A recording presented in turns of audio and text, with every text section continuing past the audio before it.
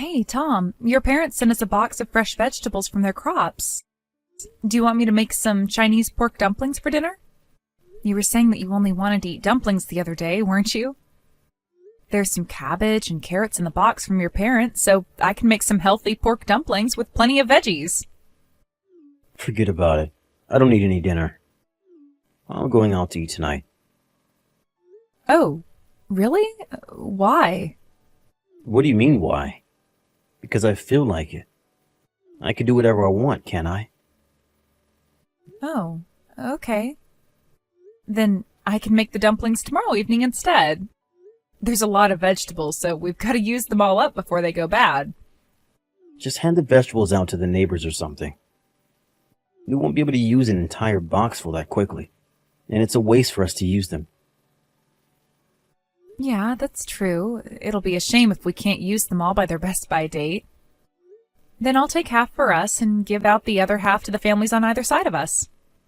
I think we can manage to use at least half of the box by the end of next week. Why keep half? Just give the entire box full to the neighbors. What? But what about our share of the vegetables? Your parents sent them for us to eat. Won't they be disappointed if they hear that we gave all of those vegetables away?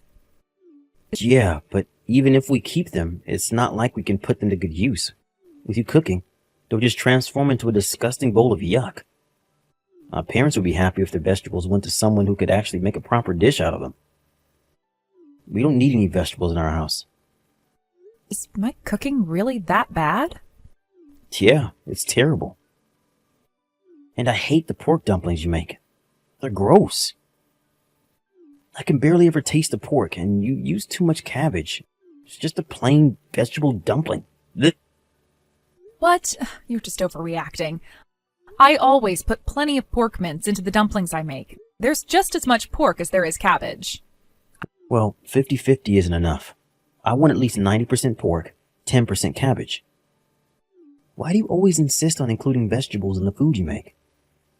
Do you really think it tastes good? It's just a waste of time, and you waste my time because I always have to pick the vegetables out. I'm always trying to make dinner with a balanced diet in mind. You need to have some vegetables in your food, Tom. You're always going out to eat and often get fast food on your way home. If anything, most of the food you eat is unbalanced, unhealthy, and doesn't have any proper vegetables in it. So I just thought that it would be best if you could eat something healthy for dinner when you're at home. That's the least we can do to make sure you stay healthy. And I'm telling you that you're wasting your time. There's no need for you to do that. The reason why your food is always so disgusting is because you do unnecessary things like that and ruin everything. Before thinking about how to make things healthy, why don't you put a little thought into actually making things taste good? Thinking about balance, nutrition, and all that stuff is for the people who have actually got basic cooking skills, which you don't have. It's too soon for you to start thinking about how to keep me healthy, so just focus on making the food I want. I'm sorry. I really just thought that it was best for your health if I served more vegetables, but I guess that it just had the opposite effect. Yeah. The more you try and force feed me the gross stuff you make, the more I don't want to eat any vegetables. Got it? I'd rather eat cup noodles and fast food every single day rather than eat the food you make, no matter how unhealthy it is. But if you take in that much salt and sugar, then it really will make you sick. Shouldn't you cut down on the fast food, even a little? You mentioned that you were worried that you were gaining weight just the other day. If you don't want me to get sick, then how about you work on your cooking skills and actually make something edible? The only reason why I feel like I have to buy ready-made meals, cup noodles, and always go out to eat in the evenings is because the food you make isn't good enough to satisfy me. All right, I'll work on it. Yeah, here's one piece of advice from me. Work on your seasoning. The food you make is always so bland. In order to eat a balanced diet, some fatty foods and salt is necessary, right? But the food you make never has enough flavor on it, and I get bored of it on the first bite. I can't eat a whole dish of the food you make because it's so plain. Your cooking is too extreme. All you think about is making it healthy, so the taste is completely off. Extreme? Okay. Then I'll be careful with the dinner I make tonight. Yeah, please. And don't take your time. While you're still working on improving your cooking skills, I can't call my friends over to have dinner, so hurry up and sort yourself out. I can't invite anyone over when you're this embarrassingly bad at cooking. Really? You've never invited your friends over because you think I'm bad at cooking? Yeah. What I really want to do is invite some friends over for a home party and host them with some delicious food, but we'll just become the butt of the joke if you can't prepare a decent meal. All my friends will find out how terrible a cook you are, and I'll never be able to invite them over ever again. That's why I'm delaying inviting anyone over until you finally make something I can actually eat. Oh, I didn't know that you thought that my cooking was that bad. So that's what you've really thought of me up until now? Why don't you try learning how to cook by attending a cooking class with a professional? Though I think that you need one-on-one tuition to be able to get your incompetence corrected. You're a woman. You should feel a little more ashamed about not being able to cook. In this day and age, I don't think that women should feel ashamed about that. If anything, there are plenty of people, men and women, who don't know how to cook. Though I agree that it's a skill everyone should aim to have. Even if other people don't know how to cook, I think you should really think about getting some professional help. Especially since you haven't been able to make a single thing that I think tastes half decent. Yeah, I guess so. I'm sorry. I'll look up some cooking classes and see if there's anything I can learn. Hey, why aren't you home? Where are you? I'm waiting for you to make me lunch. Oh, you're already back home? Sorry, I've got a cooking class today, so I won't be back until 5. I thought I told you. You're still attending that class? What's the point? Yeah, of course I am. I want to improve my cooking skills and make something you think is delicious. I think I've gotten a lot better since I started. I've started making some pretty high-level dishes recently, and we're currently working on dishes that need a longer preparation time and more instructions. Today we made a roast beef, and I was a little worried it might come out dry, but the instructor told me that it was really good. She said that it was the right amount of juicy and tender. And you took her seriously? She's just kissing your ass so you don't get upset. You're paying her to teach you how to cook. In other words, you're the customer. She's just worried that she'll lose her money if you get upset that you're not getting praised enough, or if you feel that she's being too strict with you. That's not true. I had a bite myself, but I think it came out really well too. Am I supposed to trust your sense of taste? No way. I've never eaten anything you made and thought that it tasted good. Not once. That's not going to change after a few weeks of lessons. That's because you're a picky eater, Tom. What? Me? A picky eater? You're going to blame me for not being able to make the food I like? I'm not blaming you for anything, but it's true that you prefer to eat things that have a higher salt and sugar content.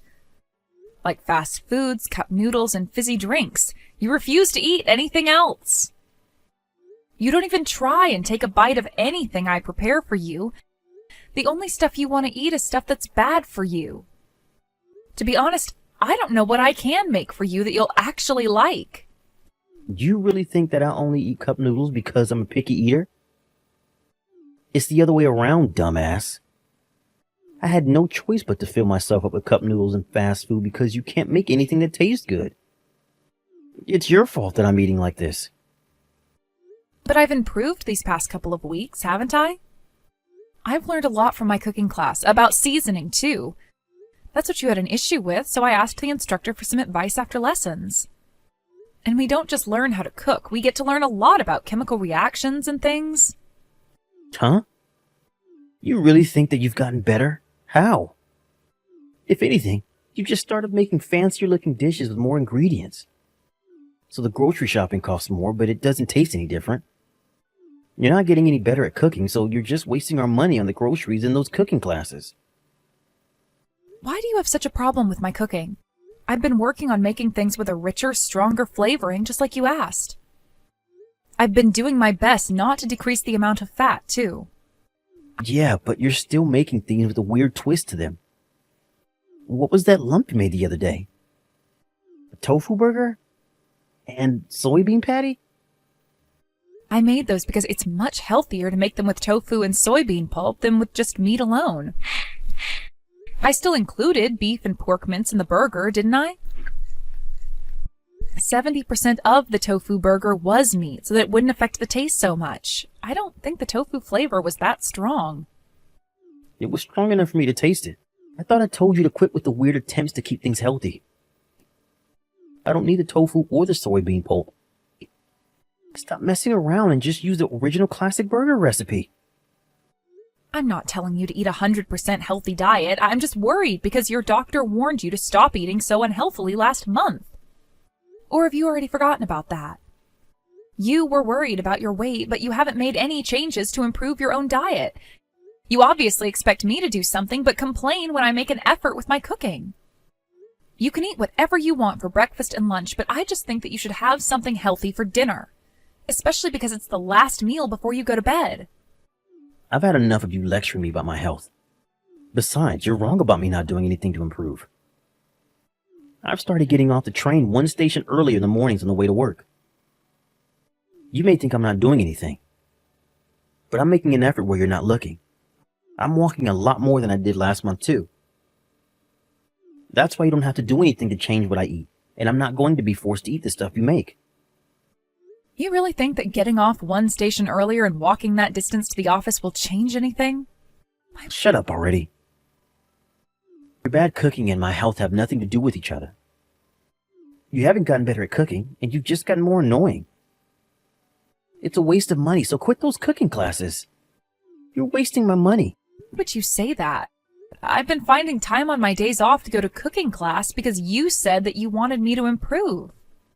Well, it's obvious now that no matter how many lessons you take, you're never getting better, so just give up. And it's not just the cooking you need to improve on. You can't even get all the other chores done properly. There's so much you're bad at that it makes me want to ask what you do. What? The laundry always comes back with creases, and you're always cutting corners with the cleaning. And you're a terrible cook.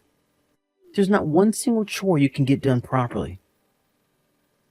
I work full-time too, you know. It's hard to get everything done exactly the way you want it. And if you're going to complain that much, then why don't you help? So you can't juggle work and the chores. Why is that my problem? I bet you can't even get anything done properly at work, can you? You're probably just in the way at your office, so why don't you just resign and focus on the chores? Of course I can get my work done. I don't want you making assumptions about how efficiently I work at the office just because you don't like my cooking. Hey, kitchen wrecker. Are you being serious? I thought I told you not to cook. What's all this trash that you had lined up on the kitchen counter? Trash? Are you really calling the food I spent all day preparing trash? Why do you have to talk about my cooking like that? So what if I call it trash? I've already thrown it all out, along with all the other trash. You wasted some perfectly good ingredients, Jennifer. What? You threw everything out? The dinner I made for tonight? Seriously, what's wrong with you? You're not even good at cooking. Why would you waste ingredients on making so many dishes tonight? Were you trying to make me sick or something? Do you remember what day it is today? Today? No, what's so special about today? It's our anniversary, Tom. Oh, yeah. Now you say that. I completely forgot. I can't believe you. I worked so hard to prepare a special dinner for us just for tonight. I had everything out on the counter because the only thing left was to bake and roast everything. Why would you throw everything out? I told you, stop wasting time, money, and ingredients on cooking when you can't make anything worth eating. I'm going out tonight. I'm going out to eat tonight. I've had enough of you and your cooking. If you can't do any of the chores properly, then resign and become a full-time housewife. Are you really sure that it's my cooking that's the problem? I'm pretty sure that it's your tongue that's messed up. What? What the hell did you just say? Don't blame me for your incompetence. But you didn't have to throw everything out. I wanted to see how much I've improved since I started my cooking classes and made all of my best dishes.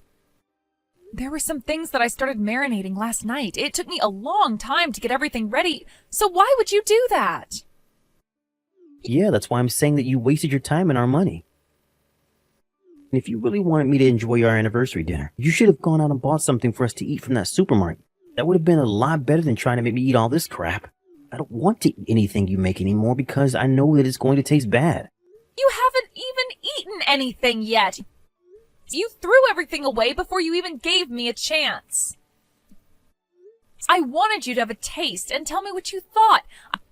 I was looking forward to hearing your opinion. I don't have to eat your cooking to know how bad it is. How many years do you think I've been forced to eat your disgusting meals? It's because you're not focusing on the chores, so hurry up and resign. So that's what you think? Fine. Don't come crying to me later on. What's the big deal? Nothing will change just because you resign from your job. If anything, your colleagues will probably be relieved to be rid of you. Hey, what the hell is this? What, the bowl on the table? That's your dinner. I got it ready just for you. There's nothing but cabbage. And it's raw. How do you expect me to eat this?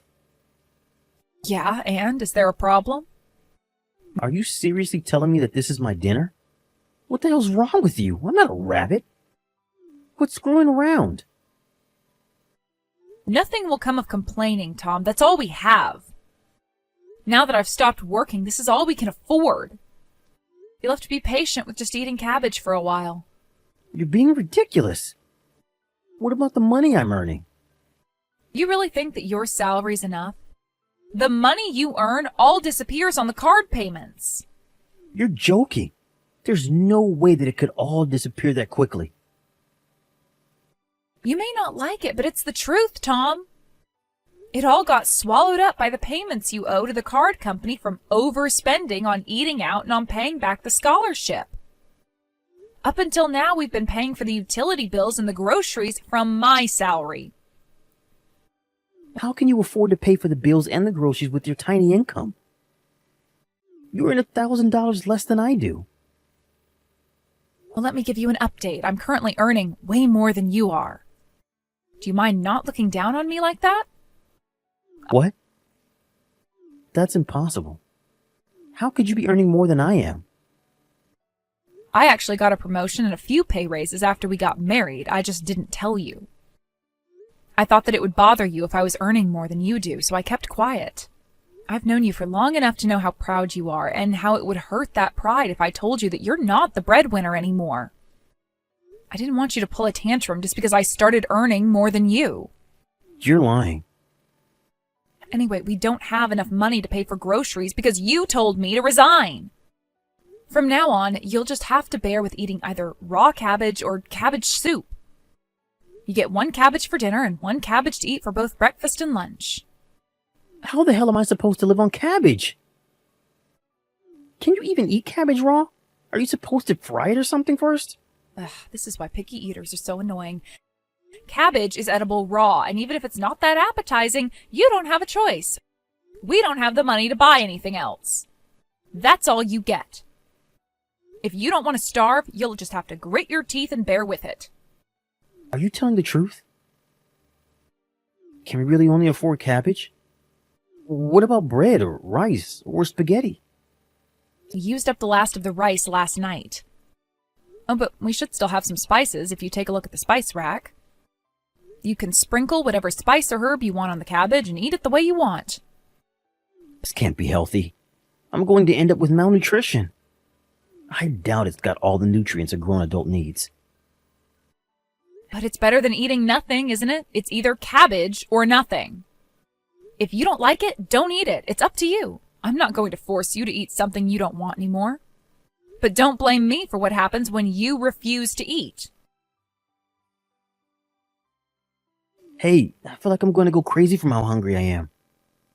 I've been drinking water whenever I feel hungry to make the hunger go away, but it's not enough. I can't take it anymore. Please, Jennifer. You've got to do something. Oh, really? What a shame. Then how about you have dinner early? But it's just another cabbage again, isn't it? I want something else. I'm sick of cabbage. I'm sick of smelling cabbage. I'm sick of looking at cabbage. I'm so hungry that I'm starting to feel sick too.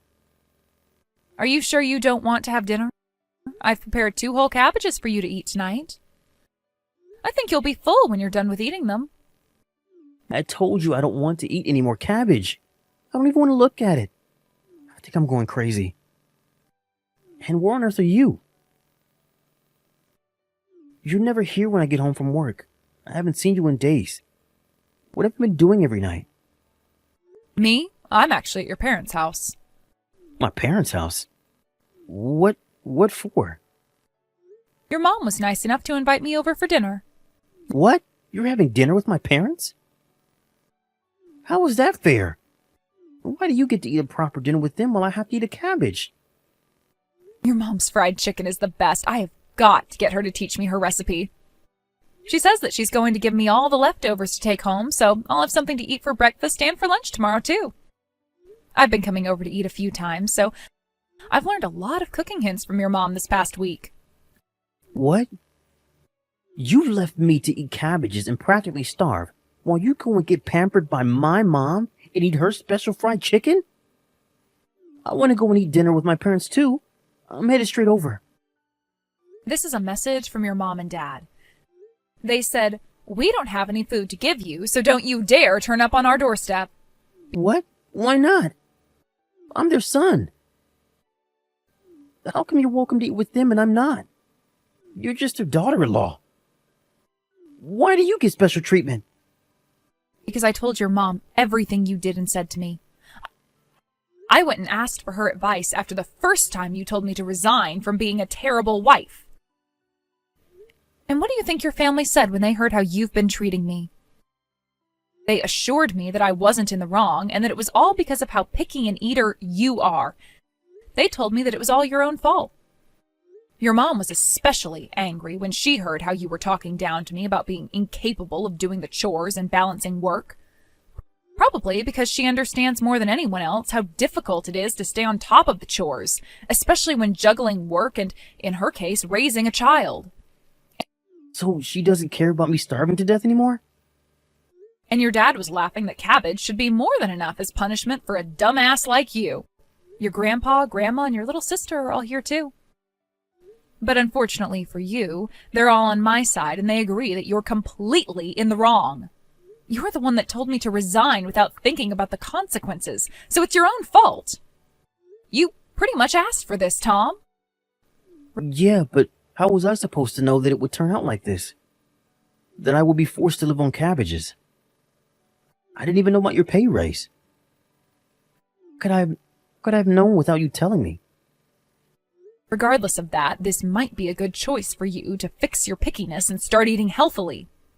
Up until now, you've been acting like a spoiled child when it comes to food, but now that you're finally eating your greens, you've taken one more step towards becoming an adult.